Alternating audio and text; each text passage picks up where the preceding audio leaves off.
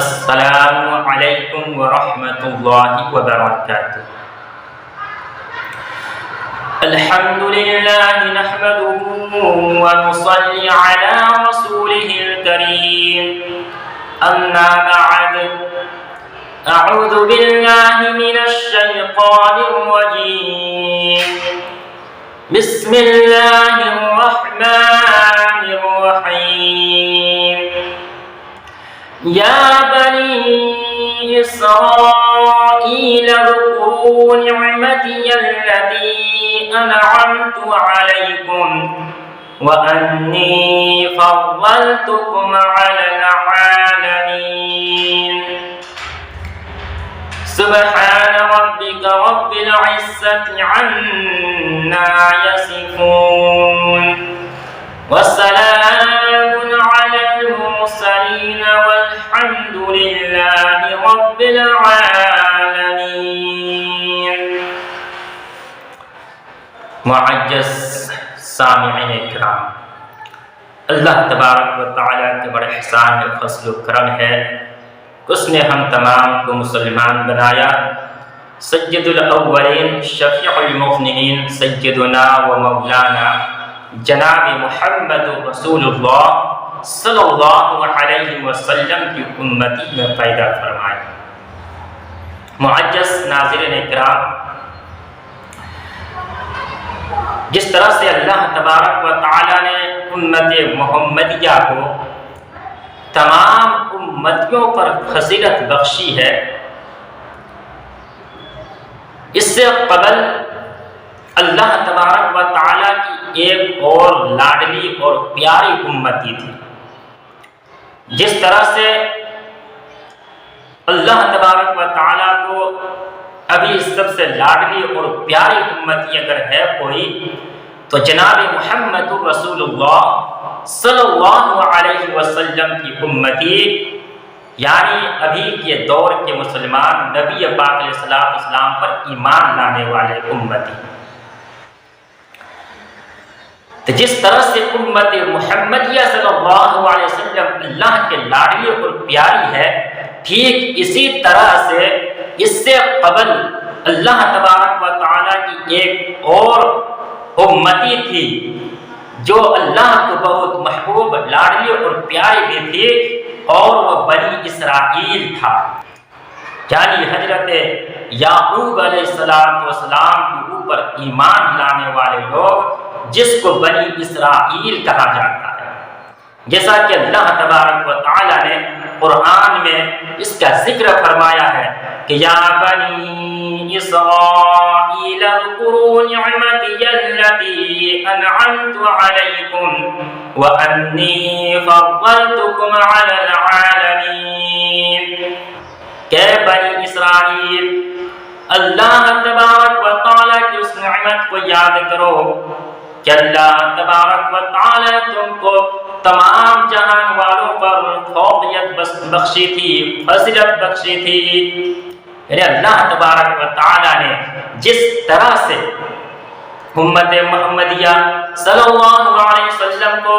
ابھی تمام امتیوں پر فوقیت حاصل ہے، ٹھیک اسی طرح سے اس سے قبل اللہ تبارک و تعالی نے حضرت یعقوب علیہ السلام کے ماننے والے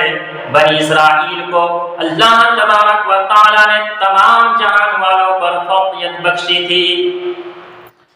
لیکن ان لوگوں نے اللہ تبارک و تعالی کی عہد کو پورا نہیں کیا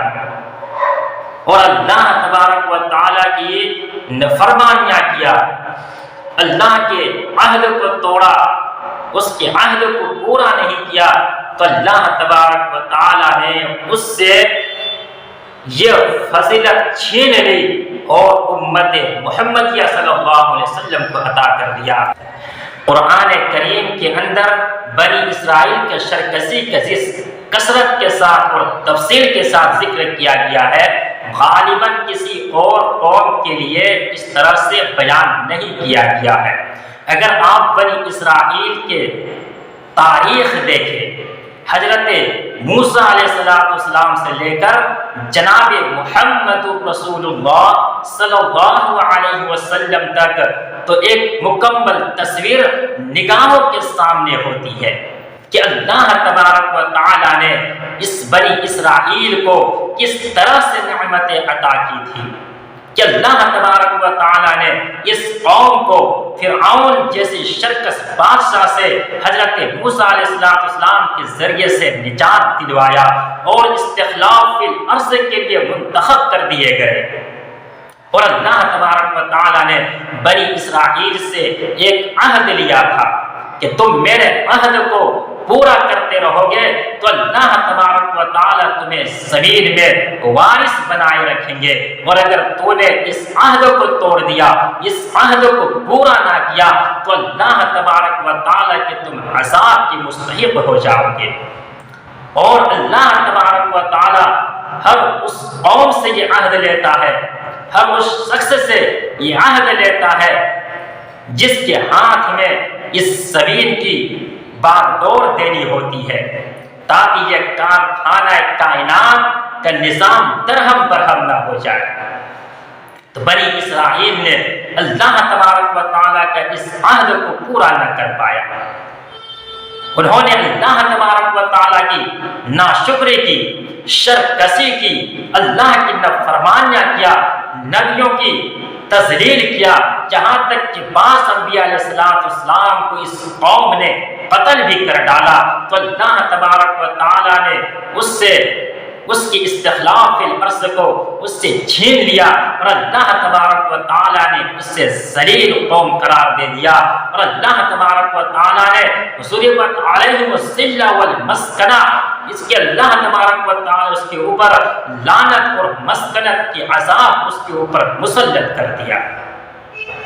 مختصر یہ کہ بنی اسرائیل کی اس تاریخ سے پتہ چلتا ہے کہ جو بھی قوم اللہ تبارک و تعالیٰ کی نافرمانی کرتا ہے، جو اللہ تبارک و تعالیٰ کی ناشکری کرتا ہے، جو قوم شرکسی کرتا ہے، اللہ تبارک و تعالیٰ کے عذاب اس قوم کے اوپر آتا ہے، اور پھر اللہ تبارک و تعالیٰ کی تمام نعمتیں، اپنی ساری نعمتیں اس قوم سے چھین کر کے کسی اور کو عطا کر دیتا ہے۔ جیسے کہ اللہ تبارک و تعالیٰ نے بنی اسرائیل سے اس کی ساری نعمتیں لے کر امت محمدیہ صلی اللہ علیہ وسلم کو عطا کر دی، اور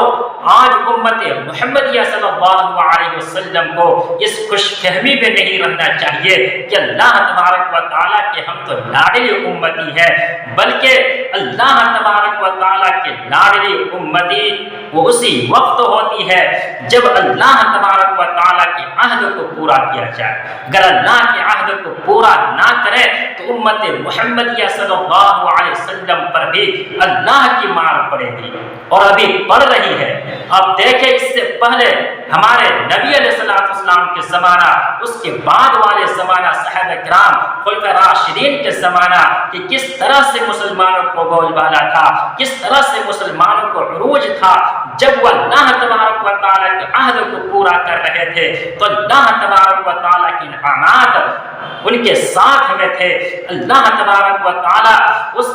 اللہ کی رحمت اس کے ساتھ ہوتی تھی۔ لیکن جب سے مسلمانوں نے بھی اللہ تبارک و تعالیٰ کے بتلائے ہوئے راستے پر چلنا چھوڑ دیا، نبی کے سنت پر چلنا چھوڑ دیا، نبی کے طریقے پر چلنا چھوڑ دیا، تو آج امت مسلمہ پر بھی اللہ کی عذاب آ پڑی ہے، اللہ کی مار پڑ رہی ہے۔ کہیں پر مسلمانوں کے قتل عام کیا جاتا ہے تو کہیں مسلمانوں کی عزت و آبرو سے کھیلا جاتا ہے، کہیں مسلمانوں کی املاک میں آگ لگا دی جاتی ہے۔ الغرض مسلمان ہر طرح سے تباہ و برباد کیے جا رہے ہیں۔ اس کی اصل وجہ یہی ہے کہ ہم نے اللہ تبارک و تعالیٰ کی ناشکری کی، ہم نے شرکسی کیا، ہم نے اللہ کے کیے عہد کو پورا نہ کیے، جس کی وجہ سے آج ہمیں بھی اللہ تبارک و تعالیٰ کی جانب سے مار پڑ رہی ہے۔ اللہ تبارک و تعالیٰ ہم سب کو ان سب باتوں پر عمل کرنے کے توفیق نصیب فرمائے، اور نیک اور صالح بن کر زندگی گزارنے کی توفیق نصیب فرمائے، اللہ کے شکر گزار بندہ بن جانے کی توفیق نصیب فرمائے، نبی پاک علیہ السلام کی سنت کے مطابق زندگی گزارنے کی توفیق نصیب فرمائے، آمین یا رب العالمین، فقط والسلام۔